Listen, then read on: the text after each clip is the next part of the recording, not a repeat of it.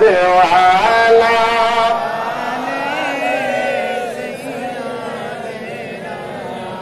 আপনাদের কি কষ্ট হচ্ছে? আওয়াজ দিয়ে আমার কোনো কষ্ট হচ্ছে? আচ্ছা, তাইলে বেশি দরাচড়া করা যাবে না। আমি যতক্ষণ কথা বলবো শুনবেন তো ইনশাআল্লাহ তাআলা, শুনবেন তো ইনশাআল্লাহ তাআলা। সকালে বলেন আলা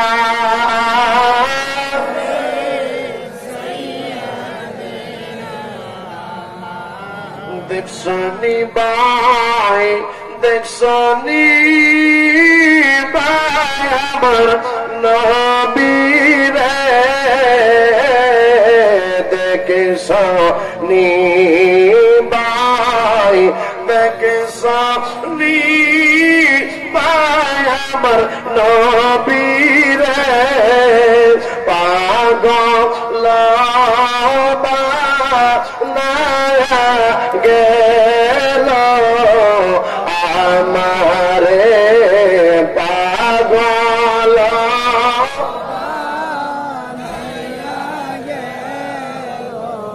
আমারে আল্লাহ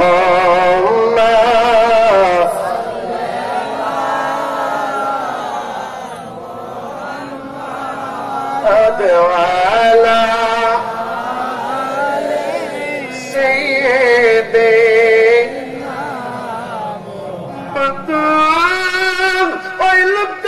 তাইলে চলো আমি তোমার পীরের বাড়ির থেকে একটা গাভী নিয়ে আসি।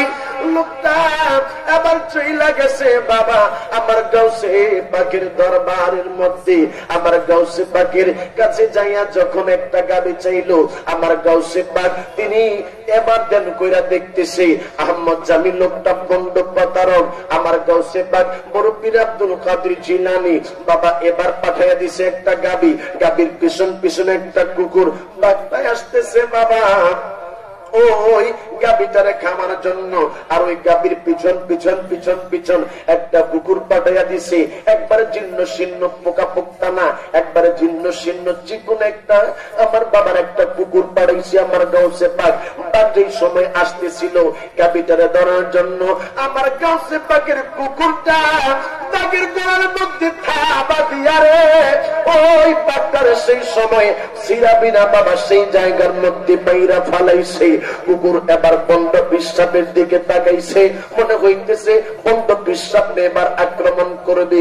এবার ওই পিসাবে ভয় পেয়ে গেছে, কই আমারে বুঝি মাইরা পালাইবো। একটা দৌড় মারছে রে আমার গাউসে পাকের দরবারে। আমি বুঝি নাই, আমি বুঝি নাই আপনি গাউসে পাকের দরবারের কুকুর একটা বাঘের থেকে বেশি ক্ষমতা রাখে। হুজুর আপনি আমারে মাফ কইরা দেন, আমার ভুল হইছে, আমার বেয়াদবি হইছে। আমার হুজুর গাউসে পাক তারে ক্ষমা কইরা দিয়া তারে তরিকতের সবক দিয়া ওই বন্ড পিসাবে আল্লাহর ওলি বানায়া দিছে। চিৎকার মেরে কন্যা সুবহানাল্লাহ।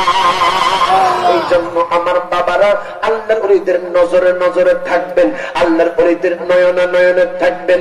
আল্লাহর ওলিদের নজর যদি পয়রা যায় গো তাইলে আপনারা ওলি আল্লাহ হইয়া যাইতে পারবেন। মনে রাখবেন বাবা, আপনি যে ইবাদত বন্দেগী করতেছেন এই ইবাদত বন্দেগী না আল্লাহর দরবারে কবুল হইতে পারে, না হইতে পারে। কিন্তু যদি আপনি আপনার পীরের কাছে আইসা তরিকতের সবক গ্রহণ করেন, আপনার পীরের কাছে বসেন, এক জামানা সুহবতে বা আউলিয়া বেহতার সৎসালাত বেরিয়া আপনার পীরের সংস্পর্শের মধ্যে যদি আপনি এক মুহূর্ত বসেন তাইলে 100 বছর পর্যন্ত নেফল ইবাদত করলে যে সওয়াব হবে এই সওয়াব আমার আল্লাহ আপনার আমলনামার মধ্যে লিখে দিবে।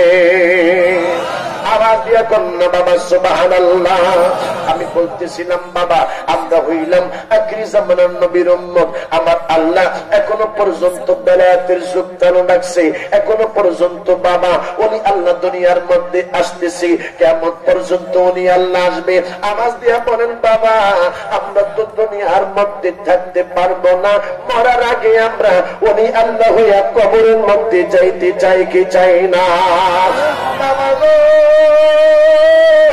আমার আল্লাহ পবিত্র কালামে পাকে ঘোষণা দেয় হাক্কা তুকাতিহি ওয়া লা তামুতুন্না ইল্লা ওয়া আনতুম মুসলিমুন।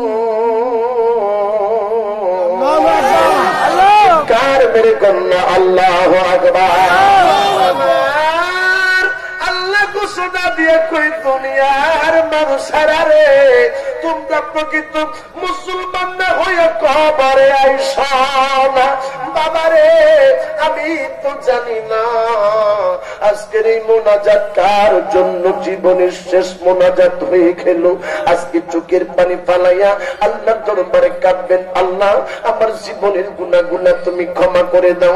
আল্লাহ গো আমার মা বাবার জীবনের গুনাহগুলো ক্ষমা করে দাও। আমার আল্লাহ এমন আল্লাহ, আমার আল্লাহ দরবারে হাত বাড়াইতে দেরি রে, আমার আল্লাহ বান্দারে ক্ষমা করতে দেরি করে না। চিৎকার মেরে কন্যা আল্লাহু আকবার।